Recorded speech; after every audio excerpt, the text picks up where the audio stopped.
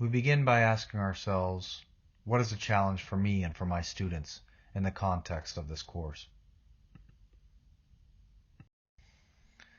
Some of us teach from within disciplines where we're already familiar with wicked problems, big ideas, sustainability development goals or grand challenges, and other lists.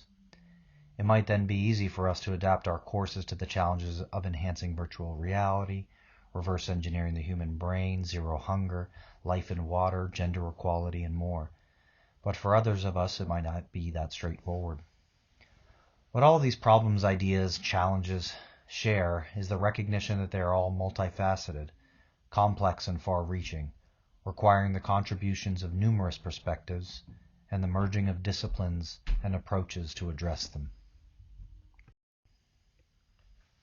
So we keep in mind what the National Academy of Engineering says about challenges, that while some seem clear, many others are indistinct, and many more surely lie beyond most of our imaginations.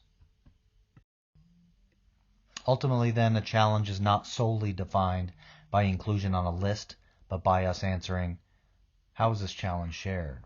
Shared among peoples, fields, industries, nations? What is the scope of this challenge? What are its temporal, geographical boundaries and features? The various ways by which it is measured? What is its impacts for us and our world? Where does this challenge manifest? What are its effects and who experiences them to various degrees? I draw from a timely example in current events, a democracy in crisis, following 14 years of democratic decline in the world, with a specific case study of the 2021 military coup in Myanmar. This is interesting to me as an instructor, and I want to know if it's a challenge. I might easily be able to square this to the challenges and big ideas identified earlier in existing lists, such as peace justice, human technology frontier, secure cyberspace. But I would still ultimately need to explore and understand for myself the shared nature, scope, and impact of democracy in crisis for me and my students and the rest of the world. So I asked myself the three questions. How is this challenge shared? It's shared across all ethnicities and religions, and I'm thinking specifically of my case study in Myanmar.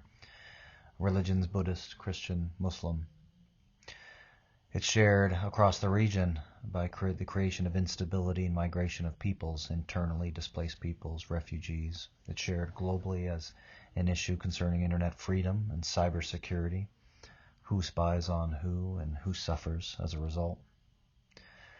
It's shared in strange ways in Washington, D.C. as Republicans and Democrats join hands to support the opposition and the resistors and those who support civil society and democracy in Burma. What is the scope of this challenge with regard to the specific case study? It's been ongoing since 1962 when the Tatmadaw, the military, took over that nation. It affects, again, every race, religion, and class, with certain ones bearing the load or being targeted more than others, ethnic minorities, the Muslim, and the educated class. It's felt throughout the region, particularly in Southeast Asia, hitting sectors such as health, education, natural resources, and conservation particularly hard. What is its impact for us in our world? It feeds into contemporary concerns with regards to the distrust of democratic elections, the increasing normalization of authoritarianism, particularly in Southeast Asia, loss of checks and balances on power, and the erosion of civil society, and direct threats to cultural, linguistic, and biodiversity as certain species and certain human communities are targeted. Do I have a challenge? I feel like I do. And then the next step becomes